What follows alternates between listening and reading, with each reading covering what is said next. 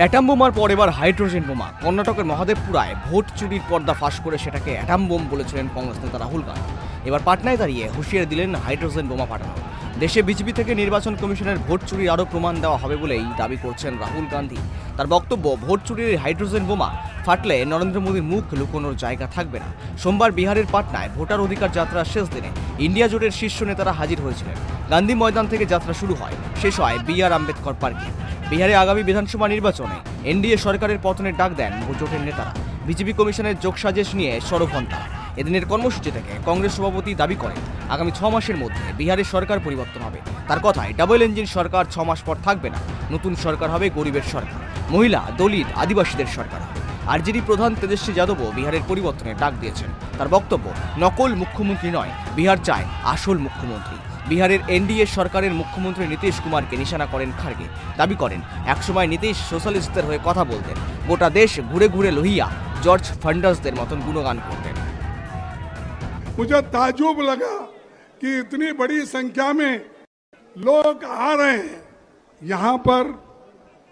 सरकार के ओर से पुलिस का इंतजाम क्यों नहीं रहा, मैं पूछना चाहता हूँ। अरे अपोजिशन लीडर लोकसभा के हैं, मैं राज्यसभा का अपोजिशन लीडर हूँ। एक चीफ मिनिस्टर आए हैं और दूसरी तरफ तेजस्वी अपोजिशन पार्टी के नेता है। क्या है थक्कम दुक्का? कोई पुलिस इंतजाम नहीं कर सकती है। आप याद रखिए, मैं पुलिस को वार्निंग नहीं करना चाहता हूं। ये आपके दिन बहुत नहीं है, कल के दिन हमारी सरकार है तो आपको काम करना ही पड़ेगा।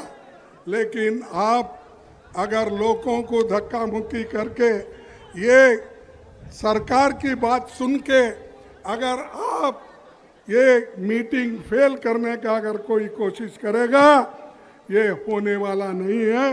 हम इसको कभी सहन नहीं करेंगे। भाइयों, ये जो अभी जिक्र बहुत इसका कर रहे थे, किनका, हमारे नीतीश कुमार जी का। अरे नीतीश कुमार जी, वो एक जमाने में सोशलिस्ट की बात करते थे, सारे हिंदुस्तान में फिर फिर के लोहिया का गुण गाते थे, जॉर्ज फर्नांडिस का गुण गाते थे, दूसरे नेताओं का गुण गाते थे। कहाँ गए वो? कहाँ सोशलिस्ट के विचार गए? अरे अब तो जाकर आपने बीजेपी के झोली में गिरे हैं, आरएसएस के झोली में गिरे हैं। और ये आरएसएस आपको वहीं फेंकेगी जहां कचरे को फेंकते हैं। বিহারের ভোট অধিকার যাত্রা গোটা দেশেই চর্চার কেন্দ্রে এসেছে। তার সব বক্তব্য, SC STদের জন্য কংগ্রেসের লড়াই জারি থাকবে। এদিনের যাত্রায় তৃণমূলের তরফে উপস্থিত ছিলেন সাংসদ ইউসুফ পাঠান, ললিতেশ ত্রিপাঠী। গান্ধী ময়দানের পাশাপাশি BR আম্বেদকর পার্কের সভায় উপস্থিত ছিলেন। এদিন তেজস্বী যাদব ঝাড়খণ্ডের মুখ্যমন্ত্রী হেমন্ত সোরেনের সঙ্গেও সাক্ষাৎ করেন। बस हम आप लोगों से ये अपील करने आए हैं कि ये जो वोट है, ये वोट किसी पार्टी का नहीं है, ये वोट देश का वोट है। और इस वोट के माध्यम से देश, संविधान बचता है, टूटता है। आज दुर्भाग्य से 2014 में कुछ चालाक चतुर लोगों ने धन बल के पर सत्ता हासिल कर लिया है। और 2014 से जिस तरीके से इस देश को इन लोगों ने तबाह किया है, अगर आज नहीं चेते तो फिर आपको दोबारा कभी चेतने का मौका नहीं मिलेगा। चाहे वो नोटबंदी की बात हो, चाहे कोरोना काल की बात हो, चाहे अलग प्राकृतिक आपदा की बात हो। मुझे लगता है ये भारत देश आजादी के बाद जितने लोग इस भारतवर्ष में नहीं मरे, ये 2014 से लेके अब तक 13 सालों में उससे कई गुना ज्यादा लोग मारे जा चुके हैं। चाहे वो किसान हो, चाहे मजदूर हो, आदिवासी, दलित, पिछड़ा का तो बात ही कहना क्या। ये तो युगों युगों से इनके ऊपर शोषण होते आया है। जब जब हम लोगों ने एकजुट होकर लड़ाई लड़ी है, हमने विजय पाई है।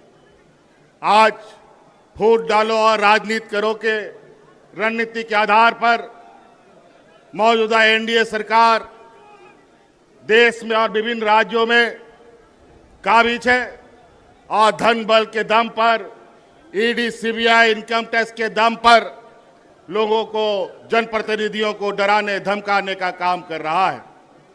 इसीलिए साथियों, आज इस वोट चोरी की बात हो रही है। ये चोरी आज से नहीं चल रही है।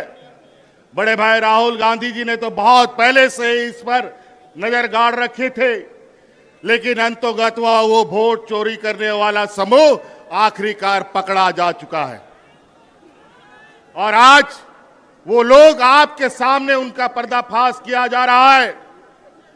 इस वजह से अब आप सब लोगों को, विशेषकर इस राज्य के, इस देश के आदिवासी, दलित, पिछड़ा, गरीब, किसान, मजदूरों के लिए ये चुनाव सिर्फ चुनाव मात्र नहीं है। ये चुनाव सिर्फ बिहार नहीं, पूरा देश बचाने का संकल्प का चुनाव होगा।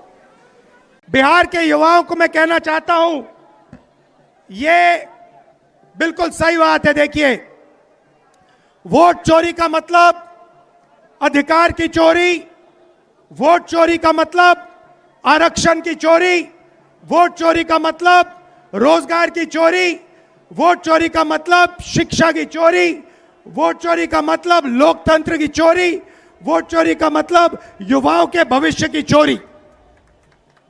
ये सिर्फ वोट नहीं ले रहे हैं, ये आपकी जमीन, आपका राशन कार्ड, सब कुछ उठा ले जाएंगे, अदानी अंबानी को दे देंगे।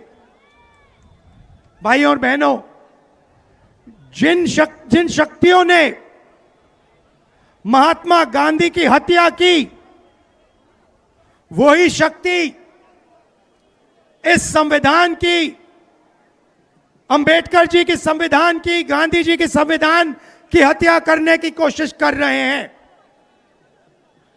हम इनको संविधान की हत्या नहीं करने देंगे, कुछ भी हो जाए नहीं करने देंगे। इसलिए हमने बिहार में यात्रा की और आपका क्या जबरदस्त रिस्पॉन्स आया। बिहार का युवा सारे के सारे युवा खड़े हो गए, छोटे छोटे बच्चे जीप के पास आते थे, कहते थे वोट चोर, वोट चोर, वोट चोर। नारा फैल गया है। তাদের মধ্যে বেশ কিছুক্ষণ কথা হয়েছে। এদিনের সময় হেমন্ত সোরেন বিজেপিকে তীব্র আক্রমণ করেন, দাবি করেন বিজেপি সরকার অর্থ পেশি শক্তিকে কাজে লাগাচ্ছে, পাশাপাশি ইডি, সিবিআই এর মতো কেন্দ্রীয় এজেন্সিগুলিকে বিরোধীদের বিরুদ্ধে কাজে লাগিয়েছে, বিহার এবং দেশ থেকে বিজেপিকে ক্ষমতাচ্যুত করছে। আগামী দিনে বিহারের নির্বাচন গোটা দেশের দিশা এবং দশা বদলে দেবে। তেজস্বী যাদবের অভিযোগ, ডাবল ইঞ্জিন সরকার, একটি হলো অপরাধের আর একটি হলো দুর্নীতি। তার প্রশ্ন, মোদি থেকে নীতিশ কোন মুখে দুর্নীতির কথা বলেন? বিহারের ইঞ্জিনিয়ারের বাড়ি থেকে কোটি কোটি টাকা উদ্ধার হয়েছে, দুর্নীতির খেলা চলছে। লালু পুত্রের আরও দাবি, মোদিজি হলেন ঝুটুকি ফ্যাক্টরি, মিথ্যার ডিস্ট্রিবিউটার, হোলসেলার।